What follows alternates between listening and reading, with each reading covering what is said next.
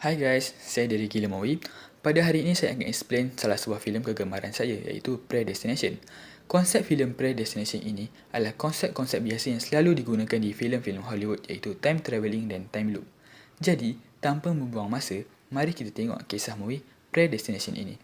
Sebelum saya mula menceritakan kisah Predestination, saya ingin beritahu anda perkara yang penting di dalam movie ini.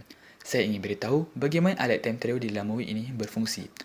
Alat time travelling di dalam movie ini berbentuk seperti biola dan ianya hanya boleh digunakan untuk merentas masa 50 tahun ke hadapan dan 50 tahun ke belakang. Iaitu, dari tahun 1981, kita boleh pergi 50 tahun ke hadapan pada 2034 dan 50 tahun ke belakang pada tahun 1924. Jika sesiapa gunakan alat ini secara berlebihan, orang tersebut boleh masalah mental. Pada permulaan cerita, iaitu pada tahun 1970, hero kita yang bernama Doh telah lakukan time travel dan pergi ke suatu tempat untuk menghalang letupan bom. Bom ini telah diletakkan oleh seorang lelaki yang tidak dikenali identitinya, tetapi dia digelar sebagai Fizzle Bomber. Doh membawa dua buah barang bersamanya ke tempat itu. Satu adalah barang yang kelihatan seperti biola dan satu lagi adalah sebuah bekas.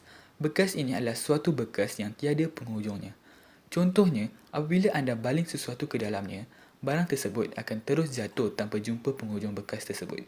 Doh pergi mengambil bom yang berada di tempat itu, lalu dia masukkan bom tersebut ke dalam bekas yang dibawanya tadi. Oleh kerana Doh tidak sempat menutup pintu bekas itu, bom yang dicampakkannya itu meletup dan percikan api yang keluar dari bom tersebut menyebabkan muka Doh terbakar. Doh yang sedang menahan keperitan cuba mencapai biolanya, tetapi dia tidak berjaya. Pada ketika itu, datangnya seorang lelaki misteri.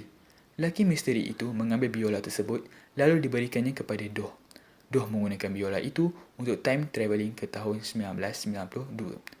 Di tahun 1992, ejen Doh telah dirawat dan pembedahan face transplant telah dilakukan ke atas ejen Doh. Ejen Doh kelihatan terlalu berbeza dari rupanya yang dahulu. Doh mula pulih dari cederanya itu.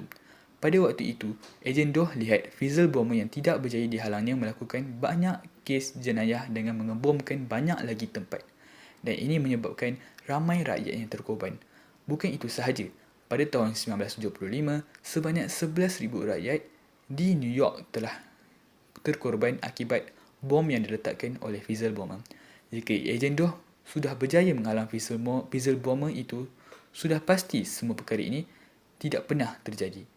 Disebabkan di tempat yang diperginya itu telah berlakunya letupan dan mencederakan mukanya, ejen Doh tidak dapat menghalang Fizzle Bomber tersebut.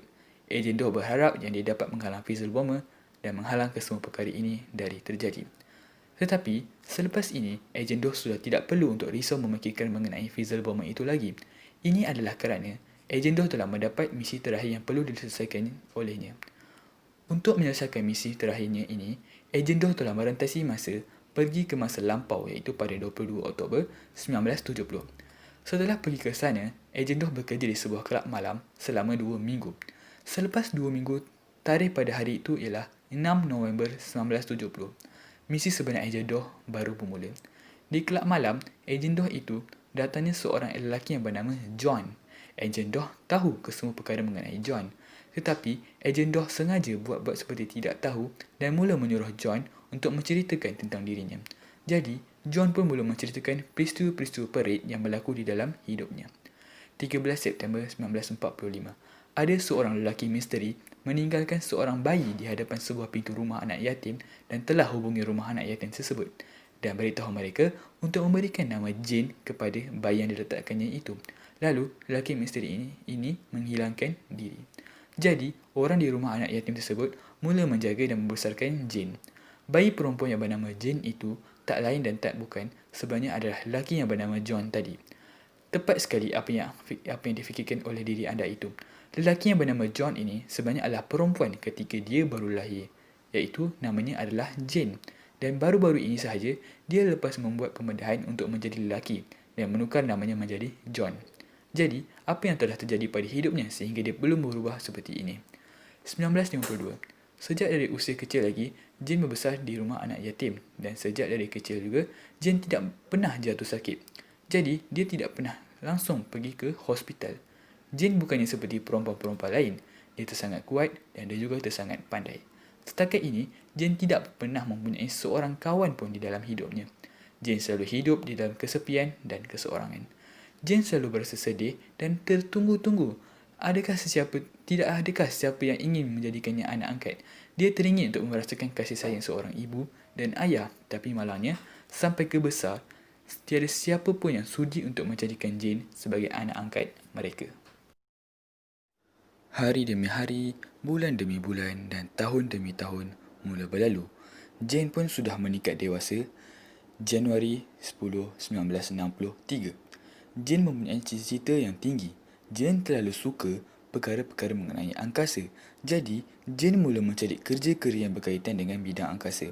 Secara kebetulan, seorang lelaki yang bernama Robertson datang ke rumah anak yatim yang Jane duduki dan menawarkan suatu tawaran kepada Jane untuk menjadi seorang angkasawan. Jadi, Jane pun menghadiri temu duga yang dijalankan oleh kerja tersebut dan Jane berjaya mendapat tempat pertama di dalam kesemua ujian yang diberikan oleh mereka. Tetapi, selepas suatu ujian kesihatan yang telah dilakukan ke atas Jane, barulah kita dapat tahu suatu perkara yang pelik mengenai Jane. Dalam badan Jane, terdapatnya dua sistem pembiakan iaitu sistem pembiakan perempuan dan juga sistem pembiakan lelaki. Walaupun Jane mempunyai dua sistem pembiakan, saraf-saraf di dalam badannya lebih cenderung ke arah sistem pembiakan perempuan. Sebab itulah sekarang ini Jane merupakan seorang perempuan. Disebabkan Jane mempunyai masalah kesihatan yang pelik, Jane telah di-reject dari kerja tersebut. Robertson tidak memberitahu kepada Jane tentang masalah kesihatannya, tetapi Robertson berkata yang dia akan datang mencari Jane jika mempunyai kerja lain yang sesuai dengan diri Jane. 7 Februari 1963. Jane selalunya pergi ke kerja pada waktu pagi dan pergi ke sekolah pada waktu malam. Hari demi hari mula berlalu. Pada suatu hari, Jane terserempak dengan seorang lelaki. Lelaki tersebut tahu semua perkara yang Jane fikirkan di dalam hatinya. Perkara ini menyebabkan Jane mula suka terhadap lelaki tersebut dan kemudian mereka berdua mula bercinta.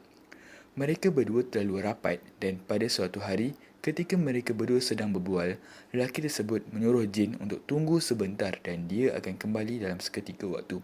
Akan tetapi, lelaki tersebut tidak kembali semula.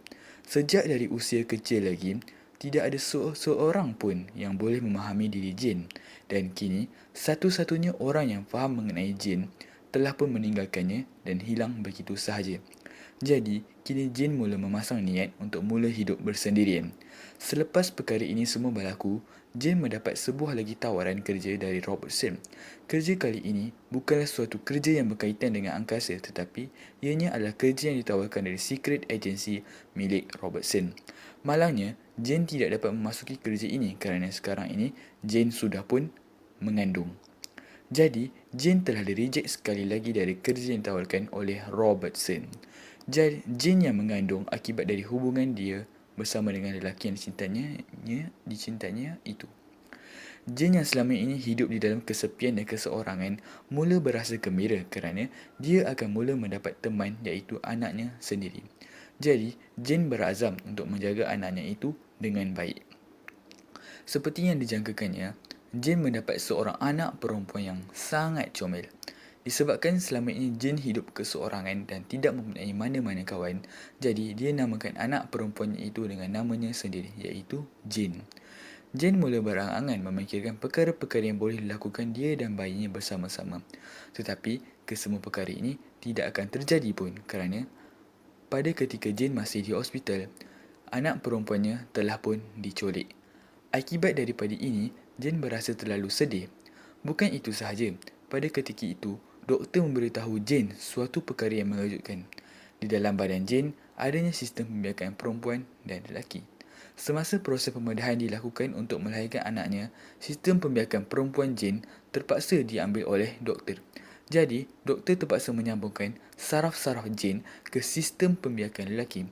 Maka, selepas ini, Jane tidak akan dapat hidup sebagai seorang perempuan lagi. Oleh kerana Jane terpaksa lakukannya untuk terus hidup, Jane pun melakukan 3 pembedahan. Kini, Jane sudah menjadi seorang lelaki yang cukup ciri-cirinya.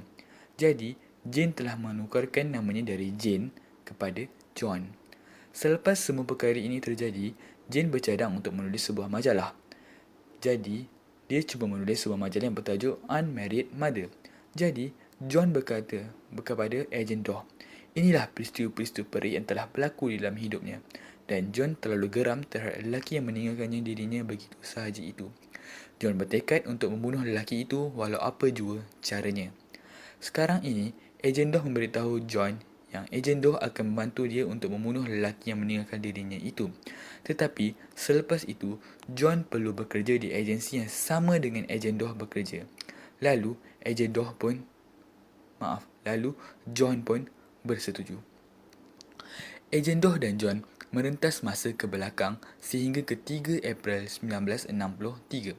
Pada malam inilah, Jane yang belajar di sekolah akan terserempak dengan lelaki itu. Jadi, sudah pastinya lelaki itu akan datang untuk melihat Jane di sekolah pada malam ini. Jadi, pada ketika itu, bolehlah John membunuh lelaki tersebut. John pun menunggu lelaki tersebut di sekolah.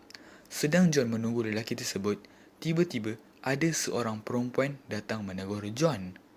Perempuan itu tak lain dan tak bukan adalah Jane. John dapat tahu apa isi hati Jane dengan senang sebab Jane adalah John. Tetapi Jane pula pelik. Bagaimana lelaki ini boleh tahu kesemua perkara yang difikirkannya? Jadi, Jane mula suka terhadap John, lalu mereka berdua mula bercinta. Maka, ini bermakna lelaki yang meninggalkan Jane itu adalah bukannya orang lain, tetapi adalah dirinya sendiri. Ini bermakna Jane telah mencintai dirinya sendiri dan meninggalkannya begitu sahaja. Pada waktu yang sama, ejen Doh menggunakan alat time travelling untuk menghalang Fizzlebomber secara ilegal kerana dia telah lari daripada misinya. Ejen Doh telah merentasi masa ke tahun 1970. Pada tarikh inilah wajah ejen Doh telah terbakar ketika cuba membuang bom ke dalam kotak yang dibawanya. Jadi, ejen Doh cuba untuk menghalang peristiwa ini dari terjadi. Ejen Doh ingin membunuh Fizzlebomber itu di tempat bom itu diletakkan. Jadi, ejen Doh menunggu Fizzlebomber sehingga dia datang untuk memasang bom tersebut. Malangnya, ejen Doh tidak dapat menghalang Fizzlebomber buat kali kedua. Ejen Doh telah dipukul oleh Fizzlebomber dan Fizzlebomber berjaya melarikan diri dari tempat itu. Selepas itu, ejen Doh melihat suatu kejadian yang berlaku pada waktu itu. Ejen Doh yang seorang lagi datang mengambil bom dan wajah ejen Doh itu terbakar akibat dari letupan bom itu. Ejen Doh melihat dirinya yang seorang lagi tidak dapat menyampai biolanya. Jadi, ejen Doh telah mengulurkan biola tersebut kepada ejen Doh yang seorang lagi. Ini bermakna lelaki misteri yang telah membantu ejen Doh di permulaan cerita adalah dirinya sendiri. Selepas itu, ejen Doh merentasi masa, iaitu pada 8 Mac 1964. Robertson datang bertemu dengan ejen Doh di hospital kerana ejen Doh menggunakan alat time travel secara haram, iaitu dia sudah lari daripada misinya. Robertson berikan alat time travel yang lain kepada ejen Doh, lalu Robertson memberitahu ejen Doh untuk jangan menggunakan alat time travel ini secara haram kerana ianya boleh memberikan pelbagai masalah kepada penggunanya sekiranya ianya digunakan secara berlebihan. Sekarang ini, ejen Doh akan melaksanakan misinya semula. Ejen Doh mengambil sebab seorang bayi perempuan yang berada di hospital tersebut, lalu dia pergi merentas ke masa ke belakang, iaitu pada tahun 13 September 1945. Kemudian, ejen Doh meletakkan bayi tersebut di hadapan pintu sebuah rumah anak yatim. Lalu, ejen Doh menghubungi rumah anak yatim tersebut dan memberitahu mereka untuk memberikan nama Jane kepada bayi perempuan yang baru lahir itu. Ini bermakna orang yang menculik anak Jane adalah ejen Doh sendiri. Ejen Doh kembali ke tahun 1963 untuk melihat John. Pada ketika itu, John dan Jane sedang bercinta. John menyuruh Jane untuk tunggu sebentar, lalu John pergi menghampiri ejen Doh. John berkata yang dia sudah tahu bahawa lelaki yang telah meninggalkan dirinya dahulu adalah sebenarnya dirinya sendiri. Jadi, John berkata yang dia tidak mahu untuk tinggalkan Jane kerana dia tahu keperitan yang akan dilaluinya oleh Jane nanti. Pada ketika itu, ejen Doh memberitahu seperkara kepada John. Selepas mendengar perkara itu, John pun mengikut ejen Doh pergi ke future. Pada ketika inilah kita perlu faham akan predestination paradox. John dan Jane adalah orang yang sama. John dan Jane mencintai satu sama lain. Hasil dari hubungan itu, Jane melahirkan seorang anak perempuan, iaitu anak perempuan itu juga adalah Jane. John dan Jane terperangkap di dalam predestination paradox ini, dan semua ini adalah berpunca daripada ejen Doh. Kerana ejen Doh lah yang pergi meletakkan bayi perempuan itu di masa lampau, iaitu pada tahun 1945. Perkara inilah yang menyebabkan predestination paradox ini berterus. Kemudian, John dan ejen Doh telah pun kembali ke future, iaitu pada tahun 1985. Kemudian, Robertson menawarkan sebuah kerja di syarikat agensinya kepada John. Maka, selepas ini, John juga adalah seorang time traveller. So, mission ejen Doh sudah pun selesai dengan jayanya. Mesin ejen Doh yang sebenarnya adalah untuk membawa John yang berada di tahun 1970 ke future untuk menjadi ejen time traveller pada tahun 1985. Jadi, mesin ejen Doh sudah pun selesai, lalu ejen Doh pun bersara. Pada ketika inilah, Robertson telah datang bertemu dengan ejen Doh dan memberitahu suatu maklumat mengenai Fizzle Bomber. Tetapi, oleh kerana ejen Doh sudah pun bersara, dia tidak lagi kisah akan perkara itu. Selepas bersaraannya itu, ejen Doh hidup di tahun 1975 dan dia cuba untuk menghentikan alat time travelnya, tetapi alat time travelnya itu menunjukkan error. Ini bermaksud tugas ejen Doh belum lagi selesai. Jadi, ejen Doh pergi ke tempat Fizzle Bomber berada menggunakan maklumat yang Robertson berikan kepadanya.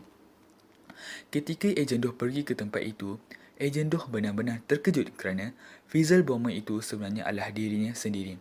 Akan tetapi, ejen Doh itu sudah pun tua. Bukan itu sahaja, satu tangan dan satu kakinya sudah pun lumpuh. Setelah melihat ejen Doh yang tua itu, ejen Doh dapat tahu yang Doh yang sudah tua ini telah terlalu kerap menggunakan alat time travelnya, sehingga ianya memberikan kesan terhadap tubuh Doh yang tua. Ejen Doh cuba untuk menghalang Doh yang tua ini dengan memberitahu ejen Doh yang tua oleh sebab bom yang diletakkannya pada esok hari di New York akan ada 11,000 rakyat yang mati akibat dari letupan bom itu. Tetapi, ejen Doh yang tua ini berkata yang dia lakukan kesemua perkara ini untuk kebaikan rakyat. Dia memberitahu ejen Doh yang dia meletakkan bom tersebut untuk menghapuskan sebuah company. Walaupun pada hari esok akan ada ramai rakyat yang mati, tetapi angka kematian lebih banyak dari letupan bom tersebut akan dilakukan oleh company tersebut. Itulah sebabnya Doh yang tua meletakkan bom itu di situ bagi menghalang company tersebut dari membunuh lebih ramai orang. Ejen Doh terus menembak Doh yang tua ketika dia sedang bercakap. Doh yang tua itu mati di situ dengan serta-merta. Selepas semua perkara ini selesai, Doh menyambung majalah lama yang pernah ditulisnya dahulu, iaitu Unmarried Mother. Jadi, dia pun mula menaik majalah tersebut. Mengapa ejen Doh ingin menyambung majalah yang ditulis oleh John? Sebenarnya, ejen Doh juga adalah John. Mesti anda semua tidak faham dengan perkara yang terjadi, bukan? Mission ejen Doh adalah untuk membawa John yang berada di tahun 1970 ke tahun 1985 dan jadikan John sebagai seorang ejen. Jadi, John pun menjalankan misinya sebagai time traveller. Selepas John selesaikan banyak misi, pada suatu hari ketika dia ingin menjalankan misinya untuk mengambil bom, dia di sebuah bangunan, bom tersebut telah pun meletup dan ianya menyebabkan wajah John terbakar lalu tercedera. Kemudian, John kembali ke future dan jalani face transplantation. Lalu, dia mendapat wajah yang baru, iaitu wajah ejen Doh.